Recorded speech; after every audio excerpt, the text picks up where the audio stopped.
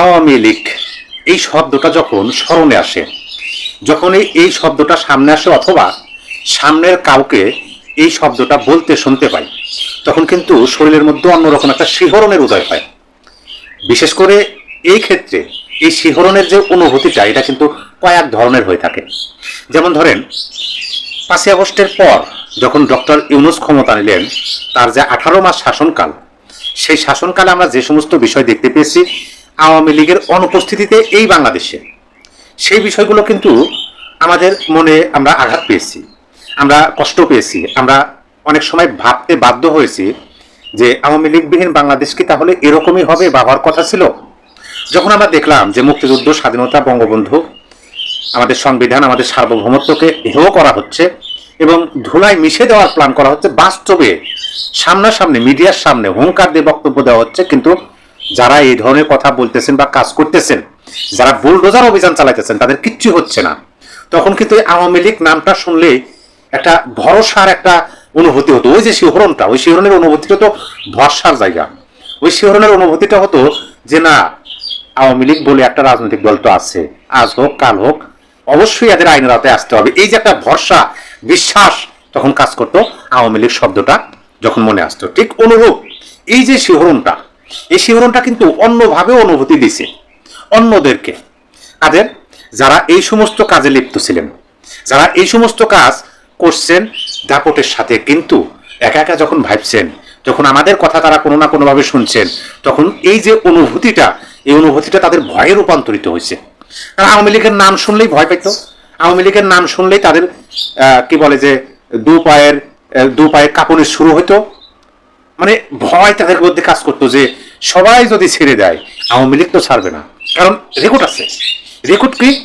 1975 সালের 15ই আগস্ট বঙ্গবন্ধু এবং বঙ্গবন্ধুর সপরিবারে যারা শেষ করে দিয়েছেন, তাদেরকে কিন্তু এই আওয়ামী লীগ দীর্ঘ কত বছর, এক যুগেরও বেশি সময় পরে এসে ঠিকই আইনের মুখোমুখি করছে, আইনের মাধ্যমে শাস্তি দিচ্ছে, সাজা দিচ্ছে। সেই ভয়টা আমরা তাদের মধ্যে দেখতে পেয়েছিলাম। এখন 2026 সালের 12ই ফেব্রুয়ারি বাংলাদেশে একটা নির্বাচন হয়ে গেল। বর্তমান বাংলাদেশে একটা নির্বাচিত সরকার আছেন, এই সরকারের প্রধানমন্ত্রী আছেন, এই সরকারের বিভিন্ন মন্ত্রণালয়ের মন্ত্রী আছেন।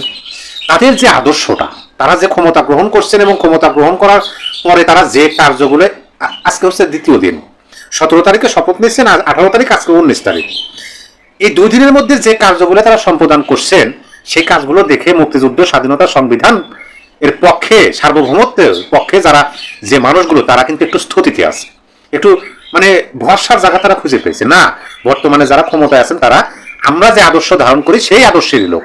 মানে ওই যে একটা ভয় আমাদের মধ্যে কাজ করতো 5ই আগস্টের পর 12ই ফেব্রুয়ারির আগ পর্যন্ত, 12ই ফেব্রুয়ারির বিকেল পর্যন্ত, ফলাফল ঘোষণা 13ই ফেব্রুয়ারি বলতে পারেন, ফলাফল ঘোষণার আগ পর্যন্ত যে একটা ভয় কাজ করতো যে আমরা কি আমাদের রাষ্ট্রটাকে হারিয়ে ফেলতেছি নাকি, আমরা কি আমাদের সার্বভৌম রাষ্ট্রটাকে আমরা আবার পরাধীনতার মধ্যে পড়ে যাচ্ছি নাকি, এই যে ভয়টা ছিল, স্বাধীনতার পক্ষের, বঙ্গবন্ধুর পক্ষের মানুষের মনের মধ্যে একটু বিশ্বাস স্থাপন হয়েছে যে না, বর্তমান সরকার মুক্তিযুদ্ধের পক্ষে, স্বাধীনতার পক্ষে। কিন্তু ওই যে 13 তারিখ আগে, 12 তারিখ আগে, 5 আগস্টের পরে যে সমস্ত কুলাঙ্গার শব্দটা আমি এখানে ব্যবহার করলাম, যদিও রমজান মাস, আমি সেরকম কোনো শব্দ ব্যবহার করতে চাই, সেই মানুষেরা যারা বাংলাদেশের সম্পদ বিনষ্ট করছেন, মুক্তিযুদ্ধের আঁতরঘর ধানমন্ডির 32 নম্বর ভাঙচুর করছেন, বুলডোজারের মাধ্যমে স্বাধীনতার বিপক্ষে বক্তব্য দিচ্ছেন, মুক্তিযুদ্ধ, সংবিধানকে ছোট করে দেখেছেন, এমনকি রিসেট বাটন পুশ করার মতো দুঃসাহস যারা দেখেছেন, তারা তো সবাই দেশ ছেড়ে যায় নাই, ঊর্ধ্বতন 2-1 তাদের লাগেজ গোছায় গেছেন, কিন্তু হুঙ্কার দেওয়া ব্যক্তিরা কিন্তু এখনো আছেন না। পাশাপাশি দেখেন নির্বাহী আদেশ, যখন আমি আওয়ামী লীগের আলোচনাটা করবো, তখন কিন্তু নির্বাহী আদেশের বিষয়টা সামনে আসবে। ডক্টর ইউনূস কি করছে? নির্বাহী আদেশ, মানে নির্বাহী প্রধান একটা অধ্যাদেশ জারি করলেন, একটা আদেশ জারি করলেন যে একটা রাজনৈতিক দল, তার নাম আওয়ামী লীগ, তার কর্মকাণ্ড নিষিদ্ধ ঘোষণা করা হলো। কর্মকাণ্ড এখন নির্বাহী প্রধানের আদেশের পরিপ্রেক্ষিতে নির্বাচন কমিশন ঘোষণা করলো আমরা নিবন্ধন স্থগিত করলাম। নির্বাহী আদেশের বিষয়টা আমি একটু ঘাটাঘাটি করলাম, আমি কোনো আইন বিশেষজ্ঞ না, কিন্তু যতটুকু শুনি এবং যতটুকু জানতে পারছি, তাতে যখন নির্বাহী প্রধানের পরিবর্তন হয়, পরবর্তী নির্বাহী প্রধান যখন দায়িত্ব গ্রহণ করেন, নতুন নির্বাহী প্রধান যদি বলেন যে পূর্বের যে নির্বাহী আদেশে এই দলটার কার্যক্রম নিষিদ্ধ করা হয়েছিল, ওই আদেশ বলবৎ থাকবে, ওই আদেশ বহাল থাকবে, তাহলে নিষিদ্ধ বহাল থাকে। আর নতুন যে নির্বাহী প্রধান, তিনি যদি এই বিষয়ে চুপ থাকেন এবং এই বিষয়ে যদি তিনি এটা ব্যক্ত না করেন, এবং বরঞ্চ এই কথাও বলেন বিভিন্ন সংবাদ মাধ্যমে যে আমরা কোনো রাজনৈতিক দলকে নিষিদ্ধের পক্ষে না, দেশের মানুষ যদি চান, দেশের মানুষ যদি গ্রহণ করেন, অভিনন্দন জানান, তাহলে যে কেউ রাজনীতি করতে পারে। এবং এই যে বক্তব্য, এই বক্তব্যে যখন তিনি যখন দৃঢ় অবস্থানে থাকেন, তখন কিন্তু ওই পূর্বের নির্বাহী আদেশ মূলত কার্যকর থাকে না, যেটার বহিঃপ্রকাশ আমরা দেখতে পাচ্ছি বাংলাদেশের বিভিন্ন জায়গায় আওয়ামী লীগের কার্যক্রমের তালা, আওয়ামী লীগের কার্যালয়ের তালা ভেঙে সেখানে বঙ্গবন্ধু সভানেত্রীর ছবি টাঙিয়ে ফুলের মালা সেখানে দিয়ে জাতীয় পতাকা উত্তোলন করে জাতীয় সঙ্গীত, তাদের রাজনৈতিক স্লোগান দিচ্ছেন। আইনানুগ কোনো তাদের হেনস্থা করা হচ্ছে না।